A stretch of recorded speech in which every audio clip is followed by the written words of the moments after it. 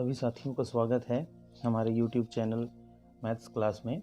हम लगातार छत्तीसगढ़ बोर्ड के कक्षा 10वीं के अध्याय 4 समांतर श्रेणी से प्रश्नावली 4.1 के प्रश्न हल करते आ रहे हैं। इसके पहले भी बहुत सारे वीडियो बनाए जा चुके हैं। अभी हम आज इस वीडियो में प्रश्न 16 को लेकर आए हुए हैं और इससे संबंधित जो कॉन्सेप्ट है उसको क्लियर करने का प्रयास करेंगे। उसके पहले अंतिम तक आप बने रहिए, क्योंकि गणित जो है थोड़े से या फिर थोड़े समय में समझ में नहीं आता है। आप स्किप कर करके यदि देखेंगे तो आपको ज़्यादा कुछ जानकारी नहीं हो पाएगा। तो इसलिए आप सभी से रिक्वेस्ट है कि यदि आप गणित समझना और जानना चाहते हैं तो अंतिम तक वीडियो के साथ बने रहिए। और हाँ, कहीं कोई सुझाव हो तो हमको कमेंट करके ज़रूर बताएं। आगे हम सीधे प्रश्न पर चलते हैं दोस्तों। यहाँ पर जो आपका प्रश्न है, मैंने कौन सा बोला, 16वां प्रश्न, तो आप यहाँ पर पढ़ सकते हैं। आप अपना पुस्तक भी देख सकते हैं, वहाँ पर होगा कि किसी समांतर श्रेणी के चौथे और 8वें पदों का योग 24 है। कोई समांतर श्रेणी है, उनके चौथे और 8वें पदों को जोड़ा जाता है तो टोटल आता है 24, तथा छठे और 10वें पदों का योग 44 है। वहाँ पर सेम जैसे पहले में जोड़ा गया, चौथे और 8वें को जोड़ेंगे तो कितना आ रहा है 24, वैसे ही छठे और 10वें पद को जोड़ने पर कितना आएगा 44 आएगा। तो इस समांतर श्रेणी के प्रथम 3 पद ज्ञात करने के लिए कहा गया है। तो ये प्रश्न मेरे ख्याल से आपको समझ में आ गया होगा। मैं पुस्तक हटाता हूँ, पहले कॉन्सेप्ट हम समझने का प्रयास करते हैं। सबसे पहली बात तो ये है कि जैसे मान लीजिए कि एक सीरीज़ में सिंपल सा बनाता हूँ, जैसे कि 3 यहाँ पर हम ले लेते हैं 3, 5, 7, 9, ऐसा करके कोई सीरीज है। तो इसमें हम क्या कहेंगे, जैसे कि मान लीजिए ये हो गया पहला पद और ये हो गया दूसरा पद, तो पहला और दूसरा पद का योग 8 है, मतलब यहाँ तक 3 + 5 = 8। वैसे ही दूसरे और चौथे पद, तीसरे और चौथे पद का योग कहा जाएगा 16 है। तो इस प्रकार से जो सीरीज़ बनाने के लिए कहा गया है उसमें भी क्या प्रश्न दिया गया है कि चौथे और जो प्रश्न है उसके अनुसार हमको क्या मिल रहा है कि चौथा और छठवां पद, देख सकते हैं चौथा और 8वां पद, चौथा और 8वां पद का योग कितना कहा गया है 24। तो जैसे मैंने यहाँ पर बताया कि यहाँ पर जैसे पहला और दूसरा पद है उसको हमने जोड़ा 8 आया, वैसे यहाँ पर तीसरा और चौथा पद को जोड़ा 16 आया। तो ऐसे ही कोई सीरीज़ होगी जिसमें चौथे और 8वें पद को जोड़ते हैं तो कितना आता है 24। जैसे कि हम इसको इस तरीके से ना लिखें, हमने क्या है सीरीज़ को ऐसा ना लिख के इस तरीके से भी लिख सकते हैं समझने के लिए, कि जैसे पहला पद को तो हम T1 ले लेते हैं। वैसे तो पहला पद को A से दर्शाया जाता है, लेकिन हम समझने के लिए लेते हैं T1, दूसरे पद को T2, तीसरे पद को T4, इस तरीके से यहाँ T3, T4 और इस तरीके से आगे पद आते जाते हैं। इनको ही निकालने का हम सामान्य सूत्र उपयोग करते हैं। मेरे ख्याल से सभी को सामान्य सूत्र पता होगा, Tn = A + n - 1 × D, जहाँ पर A प्रथम पद, n पदों की संख्या और D क्या है सर्वांतर है। तो ये हम पहले से ही जानते हैं दोस्तों। तो अभी यहाँ जो हमारे प्रश्न कहा गया है उसके अनुसार हमको क्या यहाँ पर कॉन्सेप्ट क्लियर करना है अपना। पहले प्रश्न हमने पढ़ लिया, अब समझ रहे हैं। तो यहाँ पर इस तरीके से पद आगे बढ़ते जाएंगे इस सीरीज़ में। तो यहाँ पर चौथा पद मतलब T4 और इसी में आगे आएगा 8वां पद मतलब T8। इन दोनों को जोड़ने से कितना आता है बोला गया है 24 आता है बोला गया है। ये पहला कंडीशन है क्वेश्चन का। और दूसरा कंडीशन क्या बोलता है कि उसी श्रेणी में, जो श्रेणी हमको बनाने के लिए कहा गया है ना, उसी श्रेणी में छठवां और 10वां पद, इन दोनों को जोड़ने से कितना आता है 44 आता है, ऐसा कहा गया है। ठीक है, तो इस प्रकार से हमारे पास 2 कॉन्सेप्ट आते हैं। अब देखिए यहाँ पर T4 और T8 को जोड़ेंगे 24 और T6 और T10 को जोड़ेंगे तो 44 आता है। तो यहाँ 2 कंडीशन होता है। इन दोनों कंडीशन से 2 सूत्र हमको मिलेंगे, 2 समीकरण मिलेंगे। उन समीकरणों को हम हल करेंगे तो फिर हमको वांछित जो चाहा गया सीरीज़ है वो हमको मिल जाएगा। मेरे ख्याल से ये कॉन्सेप्ट आपको समझ में आ गया होगा कि प्रश्न में बताया क्या गया है, जिसकी सहायता से हमको प्रश्न हल करना है। अब हम इसको लेके चलते हैं। उत्तर पहले से मैंने बना रखा हुआ है, अब उसी को हम समझने का प्रयास यहाँ पर से करेंगे ये तो कॉन्सेप्ट था, कॉन्सेप्ट को मैंने आपको समझाया। अब हम आते हैं प्रश्न पर। फिर से एक बार मैं प्रश्न आपके सामने दोहराना चाहूँगा कि किसी समांतर श्रेणी के चौथे और आठवें पदों का योग 24 है तथा छठे और 10वें पदों का योग 44 है।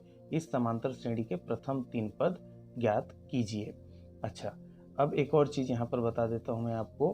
पहले इसको समझ लेते हैं, फिर उसके बाद आके मैं बताऊँगा उसको कि अब जैसे हमको कोई सीरीज़ बनाना है, तो सीरीज़ बनाने के लिए हमको क्या करना पड़ता है, प्रथम पद की आवश्यकता होती है और सर्वांतर की आवश्यकता होती है। ये दोनों की आवश्यकता क्यों होती है, हम समझने का कोशिश करेंगे। किसी भी श्रेणी में प्रथम पद होता है, फिर उसके बाद दूसरा पद होता है, मान लेते हैं b है, तीसरा पद हो गया c है। इस तरीके से अलग अलग संख्याएं हमको मिलती जाती हैं। लेकिन आपको पता है कि इनके बीच में एक निश्चित अंतर होता है। निश्चित अंतर का मतलब, जैसे कि मैं उदाहरण ले लेता हूँ, मान लीजिए यहाँ पर 2 है, यहाँ पर 5 है, यहाँ पर 8 है। मतलब यहाँ पर निश्चित अंतर क्या है, इनके बीच में 3 का अंतर है, इसके बीच में 3 का अंतर है। वैसे यहाँ पर 3 के अंतर करने से 11 आएगा, फिर 3 के अंतर से हम क्या यहाँ प्राप्त करेंगे, 14 आएगा। इस तरीके से सीरीज हमको प्राप्त होता है। किसी भी सीरीज में हम देख सकते हैं समांतर श्रेणी में कि प्रत्येक पदों के बीच में एक निश्चित अंतराल होता है, तभी वो समांतर श्रेणी कहलाता है। तो इस प्रकार से मान लीजिए कि यदि हमको दिया नहीं गया है कि कौन सा सीरीज है और हमको केवल अक्षरों से या फिर किसी चर संख्या की सहायता से इसको प्राप्त करना है, तो हमारे पास क्या है, इसको इस तरीके से भी लिखा जा सकता है। मान लेते हैं कि इसका प्रथम पद है 2, जो कि दिख रहा है हमको, और सर्वांतर क्या होगा, अंतर यहाँ पर 3 है, तो हमने इसको 3 ले लिया। इसका मतलब यह है कि जैसे मान लीजिए इस सीरीज को हमको बनाना है, तो हम इसको ऐसा भी लिख सकते हैं, a प्लस d 5 को लिख सकते हैं, क्योंकि a का मान तो 2 आ गया। और ये दूसरा पद कैसे मिलेगा, a प्लस डी, मतलब 2 प्लस d का मान हो गया 3, तो 2 प्लस 3 इक्वल टू कितना आ गया, 5। वैसे ही इस वाले को क्या लिख सकते हैं, a प्लस, अब d को 2 बार करेंगे क्योंकि यहाँ पर 2 अंतर आया है, तो इसलिए इसको क्या लिख सकते हैं, 2d। ठीक है, इस वाले को क्या लिख सकते हैं, a प्लस 3d। क्यों लिखेंगे, अब थोड़ा सा इसको समझने का प्रयास कीजिए। पहला पद, फिर उसके बाद दूसरा पद क्या होता है, उसमें d ऐड होता है। ठीक है, तीसरा पद, उसमें इससे एक d और ऐड होता है। फिर उसके बाद इसमें से तीसरा पद में एक और d ऐड होता है। क्यों, क्योंकि जब हम अंतर करते जाएंगे, a प्लस डी में a घटाएंगे तो d बचेगा। जैसे करके देख लेते हैं, यदि सर्वांतर हमको निकालने के लिए कहा जाता है, तो सर्वांतर के लिए हम करते क्या हैं, दूसरे पद में a प्लस डी में पहले पद को घटाया, तो a घटाया तो a और a घट गया, क्या बचा, d। ठीक है, इसी प्रकार से हम यहाँ पर ले सकते हैं, जैसे मैंने पहले ही बोला है आपको कि दूसरा में पहला घटाया जाता है, तीसरा में दूसरा घटाया जा सकता है। तो हम इसको लेके चलते हैं, a प्लस 2d में हम किसको घटाएंगे, a प्लस डी को घटाएंगे, तो माइनस a माइनस डी यहाँ पर आएगा। यदि नहीं दिख रहा है तो मैं यहाँ ले लेता हूँ। इसमें से हम क्या घटा रहे हैं, माइनस a और माइनस d। देखिए ये और ये तो कट गया और 2d में से एक d गया, क्या बचेगा, यहाँ भी d। तो इस तरीके से ये जो सीरीज होता है इस तरीके से मिल जाता है। क्यों, क्योंकि पहला पद है तो दूसरे पद उससे d ज़्यादा होगा, तीसरा पद दूसरे पद से एक d ज़्यादा होगा, तो इसमें से एक d ज़्यादा है, मतलब ये पहले से एक d है, एक d और ज़्यादा है, मतलब इसमें एक d और जुड़ेगा, तो यहाँ पर क्या हो जाएगा, a प्लस 2d। फिर इसमें एक d जुड़ेगा तो a प्लस 3d। इस प्रकार से ये सीरीज हमारा बनता है। तो हम फिर से अब आते हैं क्वेश्चन पे और इसको समझने का प्रयास करते हैं। प्रश्न हमने पढ़ लिया, अब हम यहाँ पर क्या करते हैं, क्योंकि हमको वो सीरीज प्राप्त करना है। अभी हमने जो देखा था ना, a और a plus D, a plus 2d, ये सीरीज प्राप्त करना है, तो उसके लिए हमको a और d की आवश्यकता होगी। इसलिए हम क्या करेंगे, यहाँ पर मान लेते हैं हमको a और d नहीं पता है, इसलिए माना कि श्रेणी का प्रथम पद या a जो है a है तथा सर्वांतर जो है वो d है। तो प्रश्न से हमने क्या समझा, प्रश्न में कि चौथा पद और आठवें पद का योग 24 है, तो हमने इसको सूत्र के रूप में, मतलब जो मेथड है उसके रूप में लिख लिया। अब हम T4 को इस सूत्र की सहायता से Tn equal to a plus n minus 1 into D से क्या करेंगे, विस्तारित करेंगे, मतलब फैलाएंगे। तो देखिए T4 के लिए a हो जाएगा, n की जगह पर, जैसे यहाँ पर n है, यहाँ n है तो यहाँ भी n है, इसलिए n की जगह पर हो जाएगा 4, और -1 d प्लस इस वाले के लिए क्या हो जाएगा a plus 8 - 1 into D equal to 24। अब यहाँ का हमने इसलिए अलग अलग ले लिया है ताकि आपको कन्फ्यूजन ना हो, इतना हिस्सा इस पद के लिए है और इतना हिस्सा इस पद के लिए है। अब यहाँ पर ब्रैकेट तोड़ते हैं तो a और 4 - 1 मतलब 3 और ये d, वैसे यहाँ का a और 8 - 1 d मतलब 7d इक्वल टू 24। अब देखिए a और a दोनों आपस में जुड़ जाएंगे तो 2a हो गया, क्योंकि दोनों प्लस है आपस में जुड़ेंगे ही, और ये 3d है और यहाँ 7d है, दोनों मिलाकर टोटल हो जाएगा 10d इक्वल टू 24। तो इस प्रकार से हमने क्या है प्रश्न के पहले हिस्से को हल किया और एक समीकरण प्राप्त किया, इसको हमने नाम दिया समीकरण 1। इसी प्रकार पुनः हम जो प्रश्न है उससे कॉन्सेप्ट हम लेके चलेंगे। प्रश्न के आगे हिस्से में क्या कहा गया है, T6 मतलब छठवां पद और 10वां पद का योग कितना है 44 है। पुनः सूत्र Tn equal to a plus n minus 1 into D से हम क्या करेंगे, इसको देखेंगे, तुलना करेंगे और उसी के अनुसार मान रखने का प्रयास करेंगे। तो यहाँ पर T6 के लिए क्या हो जाएगा, a प्लस n की जगह पर 6 - 1 इंटू डी, और T10 के लिए a plus 10 - 1 into D equal to 44, जो यहाँ पर था उसको हमने यहाँ लिखा। अब इसको हम ब्रैकेट तोड़ते हैं तो a आ गया 6 - 1 मतलब 5d प्लस a आ गया यहाँ पर और 10 - 1 मतलब यहाँ पर 9d हमको मिलेगा। अब हम देखेंगे जो ये a है और ये भी a, सभी प्लस हैं तो आपस में a के साथ और d के साथ जुड़ जाएगा। तो a का a के साथ जोड़ेंगे 2a और d का d के साथ हो जाएगा 5 और 9 14, यहाँ पर 14d हो जाएगा। तो हमको दूसरा समीकरण क्या मिलता है, 2a plus 14d equal to 44। अब ये दो समीकरण मिल गए हैं, ये दो समीकरण हमको मिल गए हैं। इसके पहले चैप्टर में हमने प्रतिस्थापन और विलोपन विधि देखा हुआ है, आप चाहें तो उसकी सहायता से हल कर सकते हैं, या फिर ये विलोपन का ही एक सिंपल सा कॉन्सेप्ट यहाँ पर मैं ले लेता हूँ कि समीकरण 1 में समीकरण 2 को घटा देंगे। आप भी इस प्रकार के प्रश्नों में ऐसा घटाने का काम कर सकते हैं। क्यों कर सकते हैं, मैं ये कारण भी बता देता हूँ। देखिए यहाँ पर जो दूसरा प्रश्न है इसमें 2a है, 14d है और 44 है।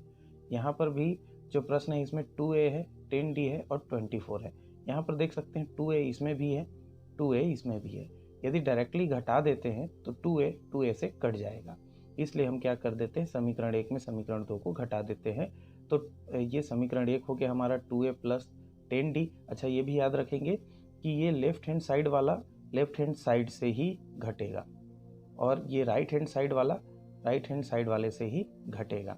तो हम पक्षों के अनुसार ले लेते हैं, 2a plus 10d minus 2a plus 14d को घटाएंगे, इसलिए बीच में क्या लिख दिया हमने माइनस। वैसे ही 24 में हमको किसको घटाना है, 44 को, तो 24 माइनस 44। अब यहाँ पर 2a प्लस 10d ब्रैकेट हम ओपन करते हैं। अच्छा इस माइनस का यहाँ पर अंदर में गुणा होगा तो 2a के सामने में कोई निशान नहीं, मतलब ये प्लस है, तो प्लस और माइनस का माइनस, और ये माइनस है, इस प्लस के साथ माइनस हो जाएगा। 24 माइनस 44, यहाँ भी ये प्लस है और ये माइनस है, घटेगा तो 44 में से 24 जाएगा, 44 में से 24 जाएगा तो 20 बचेगा। क्योंकि ये वाली संख्या बड़ी ही इसलिए यहाँ पर माइनस आ गया। वैसे यहाँ पर 2a plus 10d minus 2a minus 14d, तो हम देख सकते हैं यहाँ पर क्या है, 2a और ये 2a दोनों तो क्या है आपस में बराबर हैं, लेकिन ये माइनस है और ये क्या है प्लस है, तो कट जाएगा। वैसे ही d में d को भी हम देखते हैं तो ये प्लस है और ये माइनस है, तो ये भी घटेगा, लेकिन ये पूरी तरीके से नहीं कटेगा, यहाँ पर कुछ शेष बचेगा, क्योंकि 14 में से 10 जाएगा तो 4 बचेगा यहाँ पर। इसको हम यहाँ आगे देखते हैं।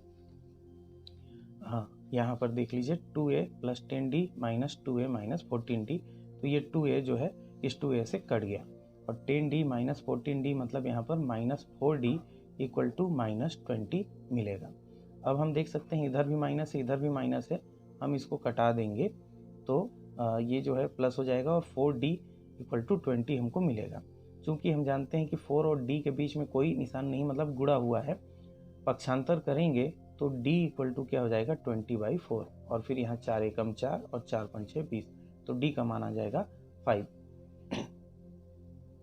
इस d के मान को, जो d का मान हमने प्राप्त किया है, तो इसका मान क्या है, हम यहाँ पर जो दो समीकरण हमको मिला हुआ था, चाहे पहला या फिर दूसरा, इनमें से कहीं भी d का मान हम रखते हैं। मान लीजिए यहाँ पर d का मान हम रखेंगे तो ये वाला हिस्सा हल हो जाएगा, ट्रांसफ़र करेंगे तो a का मान हमको मिल जाएगा।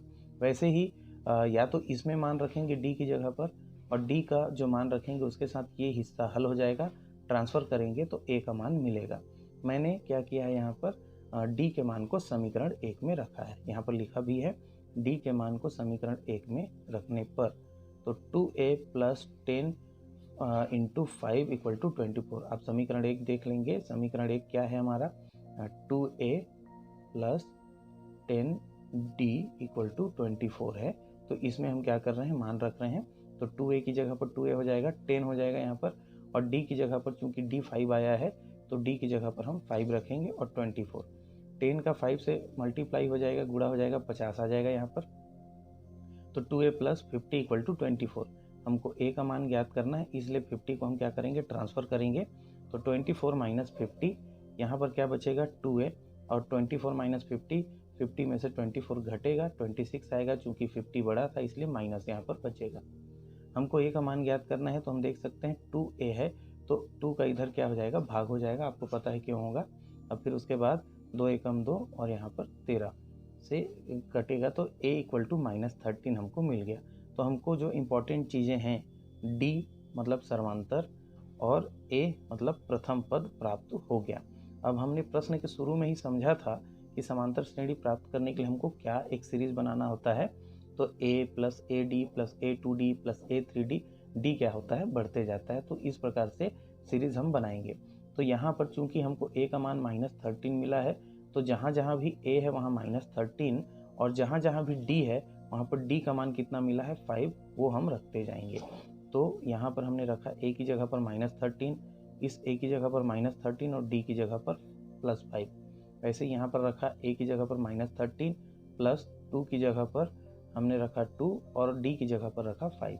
हल करेंगे तो -13 और ये ऋण 13 और धन 5 घटेगा, तो यहाँ पर कितना बच जाएगा -8, और यहाँ पर ऋण 13 और धन 2 है, धन 2 गुणित 5, तो 2 पंचे 10 हो जाएगा, और 10 प्लस में रहेगा और ये माइनस में, तो यहाँ पर -3 बचेगा।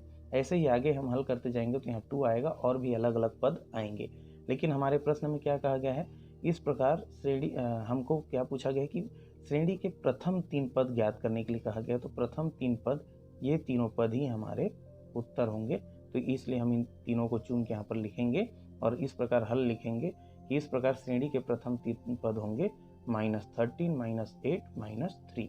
क्योंकि ये प्रश्न थोड़ा सा कॉम्प्लिकेटेड है इसलिए वीडियो लंबा हुआ। आप इसको समझने का प्रयास कीजिए, जहाँ समझ में नहीं आया है वीडियो रिवाइंड करके देखिए और कॉपी पेन लेके बैठिए ताकि आप बीच बीच में इसको नोट भी कर सकें। अगर वीडियो आपको पसंद आया हो, आपके काम का हो, तो शेयर करें, लाइक करें और सब्सक्राइब जरूर करें। धन्यवाद।